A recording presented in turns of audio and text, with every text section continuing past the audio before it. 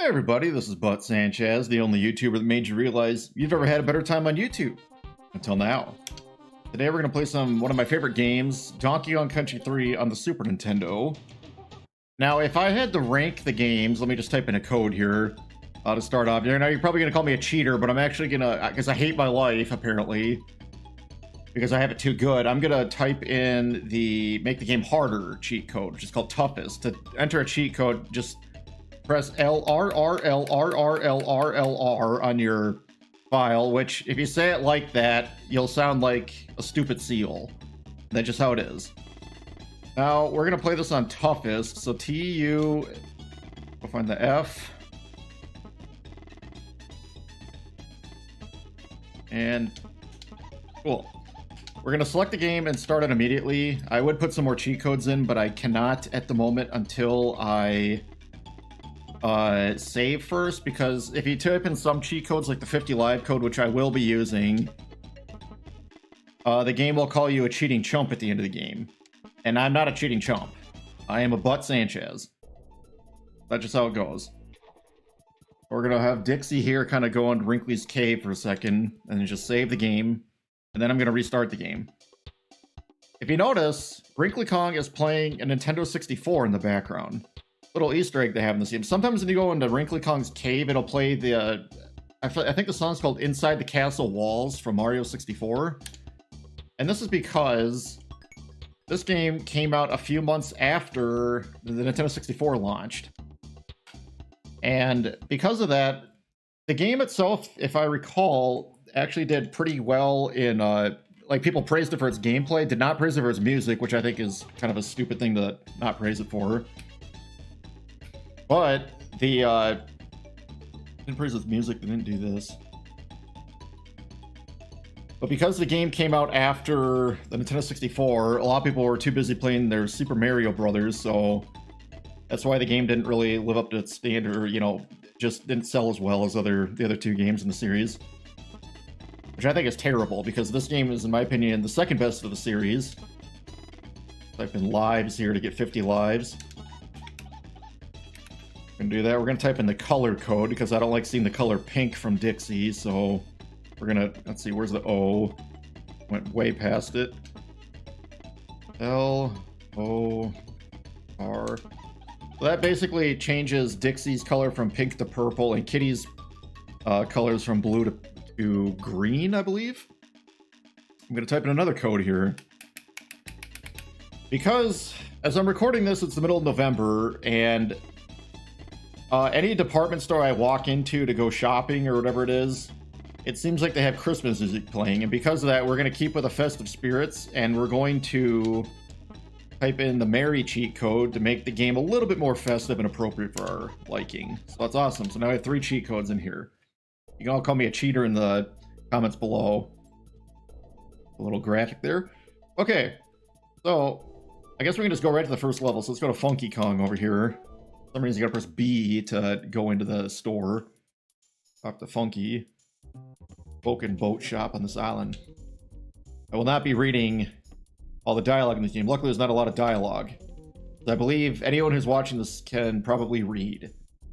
I might press the buttons a little prematurely, but you can always just, you know, go back a couple of seconds in the video, read it if you really need to. I don't think it really matters that much. Just, you know, Funky just saying, like, whatever it is. If I recall, you can actually press the horn. There's actually a horn on the boat. If you hold X, I guess you just press X. I thought it was like, for some reason, I thought it was a combination of hold L and R and then press X. But I guess I just X. There you go. Not really telegraphing the game in any way. We're gonna go over here and play some Simon Says on Bounty Beach. For some reason, I keep thinking A is what you need to press to enter an area, but it's B. Speaking of B, I gotta press B, X, A. That's all you have to do. I don't know how many of these banana birds, like in these, like, Simon Says caves we'll have to go through. It's probably about 7 or so. So we'll be doing that a little bit more quite often. Here's Lake Orangatanga or Orangatanga. Aren't you glad I didn't say banana? There's gonna be a lot of bananas in this game. And like that, we're gonna start the game off. So what does TUFST mode, or that cheat code TUFST do. It removes all except for 4 specific Donkey Kong barrels and replaces the... actually, there's no Donkey Kong barrels at all. No Donkey Kong barrels at all, so that means every level you have exactly 2 hits. You die, you have to restart the level. And here's what the Mary code does. It changes the bonus background music to this kind of festive spirit. It also changes the stars into these like little ornaments here, so there you go. Kind of a strange cheat code they put in, but I kind of like the festive Merry Christmas music. It also makes the little jingle for picking up a bonus coin slightly different from the original. Just the festive spirits. You can't really complain with the festivities, can you?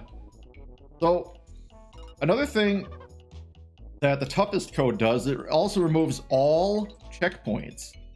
And I'm not kidding when I say all. So not only do you have 2 hits per level, but if you die, you have to restart the entire level over again. So because of this, I actually suggest you don't run with the Kongs.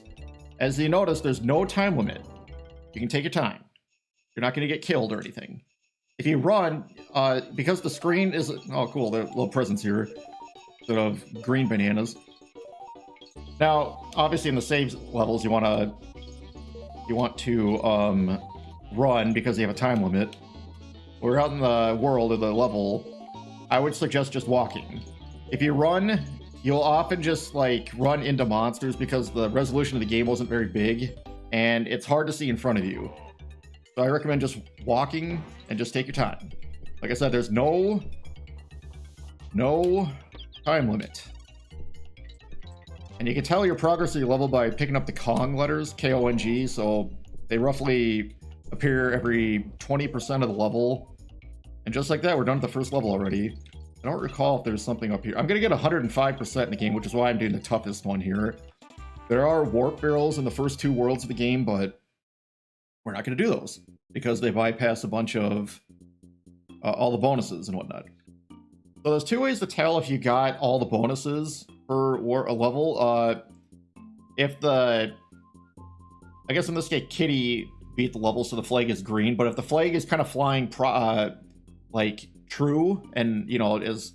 I don't know how you really describe this. Just the flag is just flying a lot more, like, pronounced, I guess. And if you look at the name of the level, if it has an exclamation point at the end of the level, it means you got all the bonus coins. In this case, I do not have all those bonus coins. I haven't even started this one, so there's no exclamation point. And the yellow pennant signifies that you got the DK coin in the level. So cool, I got everything in there. Next stop DoorDash, whatever this Doorstop Dash. Now, of course, I just said in the last video that you don't want to run, but in some instances you do want to run because, as you can see, you kind of have a pseudo time limit with this level, as you need to grab the whatever that thing is, the hook or something that like opens the doors, and you know, if you're too slow then you can't progress. So don't always follow everything I say like very literally. Try to, you know, use your brain a little bit. Whoops. So in this case, I'm going to have to use some running and whatnot. But that's okay. Most levels you want to just walk. Except for some levels that I'll point out. Because there's some truly, truly terrible levels in this game. Now, if you play the game on toughest, it's really not that bad compared to the original game, or original mode. Oh. Really not that bad, except for just a handful of levels. I will point out those handful of levels, because they truly suck. They suck really bad. So another thing, I'll be running in this level, but since you'll be walking for most of the other levels, I actually recommend you play as Kiddy Kong over Dixie Kong. And the main reason is because Dixie with that hair twirl thing kind of makes the game a little bit easier, but what I found is if you get too accustomed to Dixie Kong's hair twirl, ponytail twirl, when you lose her, you're kind of a sitting duck because you're so used to like using that mechanic to glide around the levels that you kind of, in a way, forget how to play and just kind of lose timings and whatnot, that you ended up doing worse. And it almost makes the game like, it almost makes it like you're playing with one Kong the entire time, and the second Dixie's done, you're done. So I would just say get used to Kiddy Kong. In my opinion, he's better than Dixie anyway, just because since he's a little bit heavier, he can actually kill some of the monsters in one hit compared to Dixie that might take two. At least I know that's a thing in Donkey Kong Country 1. I don't know if there's really any enemies I can think of that require multiple jumps from Dixie to kill, but perhaps we'll find some. Maybe those, there's kind of these like muscly crocodiles you find later that I'll probably point out. I imagine only Kiddy can kill them if you jump on them. Dixie's just too light. In addition, Kiddy, when he holds a barrel, kind of holds it in front of him like a shield. And because I find that a lot better when you're just kind of walking around in toughest mode, because if you don't want to die, then it's nice to have that just right in front of you. Dixie holds the barrel straight over, I guess I could show it off, straight over her head. So she's kind of exposed from the side, but she's protected on the bottom. Protected from above, excuse me. Kiddy on the other one's the other way around. He's more exposed to the side. Excuse me, he's more defensive on the sides, but more exposed on the top. There's only one level I can think of called Lightning Lookout, and I'm really not looking forward to that level, where we'll be using Dixie primarily. The one cool thing about this game was the mechanic of, like, I wouldn't really say an open world mechanic, but you can kind of like freely move around the world map without going like from like just pressing left and right to go to the next area. Anyway, this is the first of the, well, technically second of the brother bears that we'll find throughout the game. I think there's like 10. Could be wrong. If I remember correctly, we just have to find a seashell, which we can go buy for 50 bear coins from his brother, and then we can exchange it to get a banana bird. So what's the significance of the banana birds? X, B, and Y. Okay. There's 15 banana birds in the game. You collect all 15, you get the secret ending, which some people say is a letdown of an ending, but I kind of disagree. Like I said, I actually really like this game quite a bit. Like a lot more than 2. Some people say this game is way too gimmicky. Well, I would say half the levels in Donkey Kong Country 2 are gimmicky. This one, almost every level is gimmicky. And that's okay. I think I have to get Dixie actually here. The one thing that I hated in DKC 2 compared to 3, if I had to nitpick, was that some of the... It's hard to explain this, but like some of the bonus levels kind of like... There would be like a wall. Like this is obviously a wall. You can see my input display. I can't go through it. In Donkey Kong Country 2, some of the bonus barrels or bonus levels were just like through like what looked like walls that should be intangible. But for some reason, you could just walk through them. So because in a lot of the water levels specifically, if you don't know what you're doing, you kind of have to just like walk into every single square inch of the game to find a bonus level. And I don't find that very fun. In this game, almost all of the bonus levels are, for the most part, are pretty well telegraphed to the player. Like you'll see some banana bunches on the ground or whatever it is, and it should give you a hint, or you see like an Endguard sign or no animal buddy sign. That should give you a hint that there's a bonus barrel somewhere around here. Be careful here. Oop. But in my opinion, they just did the bonus levels a lot better in DKC 3 than 2. But that's just my opinion, I guess. And with that, we don't have Endguard anymore. There's also another level that maybe you do want to run just because it is the first few levels anyway, so you can probably run in the first 3 worlds. But because of this constant tide mechanic where the river is kind of pushing you away, you might want to just kind of run a little bit, just, you know, because otherwise they'll be fighting the current the entire time. You can barely, like, look how slow I am. If I run, I'm just marginally faster. There we go. See. I'm going to save state here just so I don't have to redo this. I'm going to try not to use save states, but if I will use them, I will let you know when I'm using them. But you saw it earlier, but Kiddy has a unique mechanic in the game where if you roll off the water... Whoop, I did it wrong there. If you roll off the water... Timing's a little tricky. There you go. If you roll off the water and then jump precisely when you touch the water as you're rolling, you can skip on it. Like I said, the timing's a little tricky, and to be honest, it doesn't really make sense for me to just kind of redo the whole... Oh, dang it. Doesn't matter, the bonus level just drops you off, usually right there. Most of the bonus levels are pretty generous if you make a mistake. Anyway, it doesn't really... like make sense to go through the whole level again just to get one bonus thing that I just, you know, screwed up on just because of some timing issues. I mean, if you're gonna call me a cheater, I would like to point out that I used a cheat code in order to give myself 50 lives, so, you know, pound sand for all I care, I guess. Or break another rule, I'm getting Dixie Kong out here so that way I can hair twirl, but this level is just kind of an annoying one. Pushing mechanics aren't fun. Actually, I think there's probably just some one-ups here or something. Let me just break that. Like I said, the game just telegraphs a lot of stuff a lot better than in DKC 2. Like, I didn't really need that one-up, but why not get it, you know what I mean? So far we're doing really well. We got everything in this world. One thing to point out, except for the very last world, every single level in the game will have at exactly 2 bonus barrels. Now, the last world will have sometimes 3, and I think the very last level will have 0, the Rocket Rush. So, just so you know, I guess. So if you found 1, you know there's at least 1 more. So if you found 2 coins in the level, well, the flag should fly a lot more pronounced, but basically my point is there's 2 bonus levels per area. You know, these, whatever these are, Kremlins or something. Just like that, we got another bonus down. And we're about halfway through this level. Whoop. This sucks. The game is at least generous where, since you only have 2 hits per level, when you die or start a new level, you get both Kongs right away. And one thing I want to point out, since this is toughest mode, this banana bunch here is normally not here. This is actually where the checkpoint barrel is, but they just replaced it with banana bunches with this cheat code. Now, I have a feeling I don't have, sometimes some of the bonus levels, you need both the Kongs, because you have to, like, throw a Kong or, you know, whatnot to get to a higher altitude or whatever it is, so kind of a minor gripe, because it kind of forces you to be perfect. You can't, like, lose anything at all, but DKC 2 had a similar thing, so I'm not going to really, it's kind of a moot point.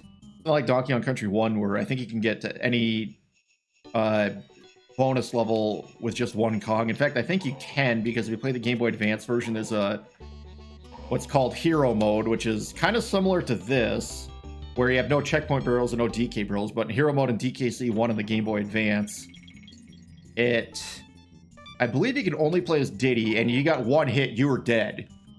And some levels just truly sucked playing if you're just Diddy.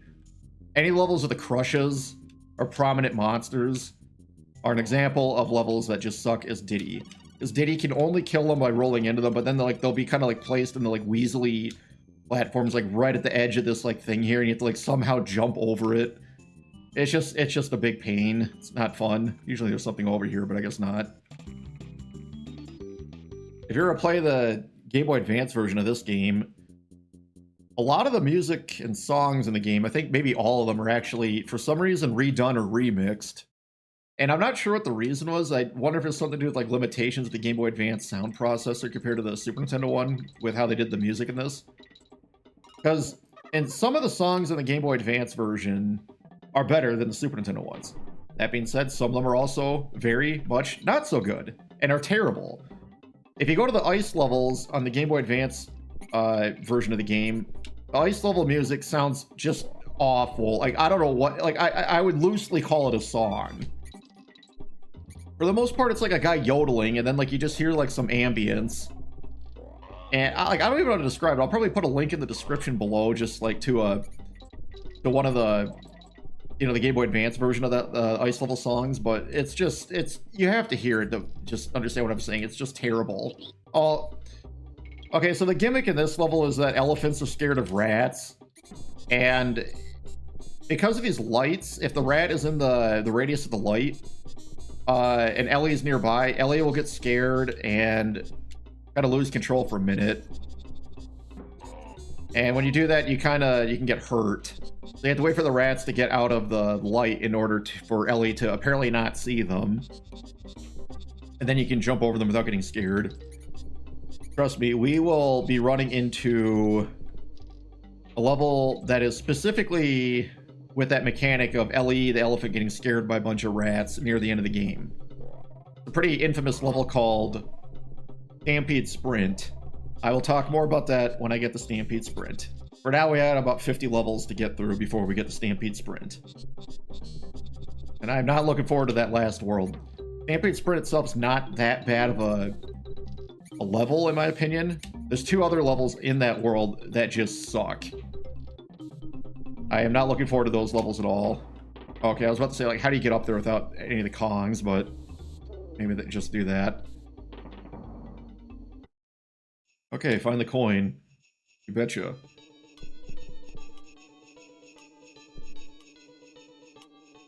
Cool. I don't know how I got through that without getting hit. It seemed like about each time, but maybe I'm just that good. Who knows? Oh, dang it.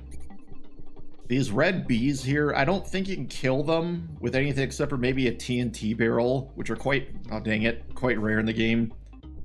The level Lightning Lookout uses, dang.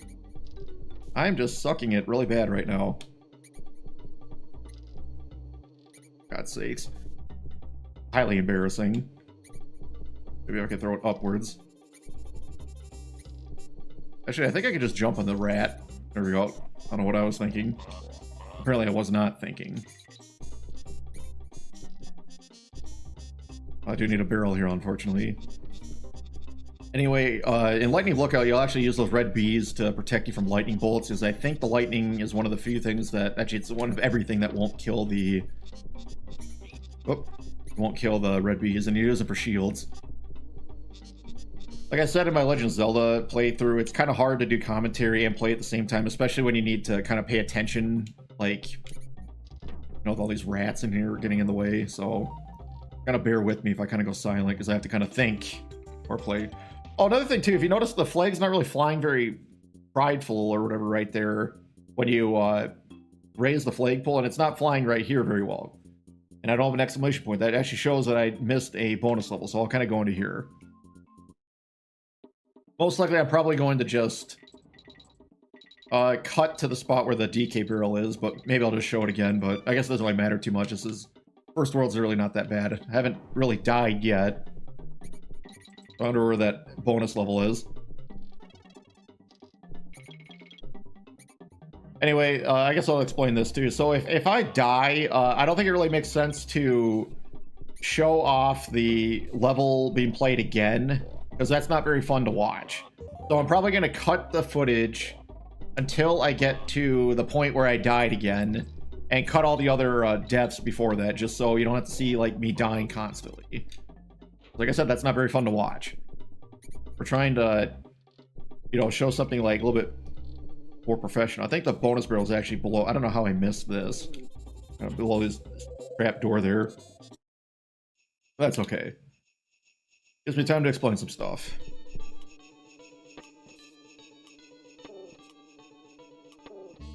Now, if I had to say that, compared to Donkey Kong Country 1, the bonus levels were dramatically improved in Donkey Kong Country 2 and 3. In Donkey Kong Country 1, all you had to do to get credit for the bonus was to just walk in the area, and then you could immediately just die, and then you would... It'd still count for the bonus. And in 2 and 3, they made it so you actually have to do the bonus and get the coin in order to process that you did it correctly. So here's the first boss. I'd recommend playing it... Whoops. Say that. I recommend playing as Kitty, just because Kitty is a lot better at throwing. Just throw a couple of those bugs into its mouth, and it so hilariously belches. You can't actually get hurt by touching this. It's one of the few things where you just can't die from touching it. So if you're really bad, the boss will actually push you. I'll just show it over here. It will keep pushing you all the way over there, and you just kind of slowly die. So I've never actually had that happen. Whoa! Never seen that happen. I've never actually died on this boss before. It's really not a hard boss. Of course, it's the first world in the game. That should be enough. Apparently not. Try one more. There we go. That should be enough. Let's kind of do my little song and dance here. And like that, we got our last bonus coin of World 1. In fact, I think we got everything in World 1, so that's just awesome. And it'll shoot us back to the world map. And that's it. And then I guess so. Join me next time. I guess I'll change the display here for a second, just to keep it, you know, somewhat professional. Anyway, join me next time for Donkey Kong Country 3. Have a good one.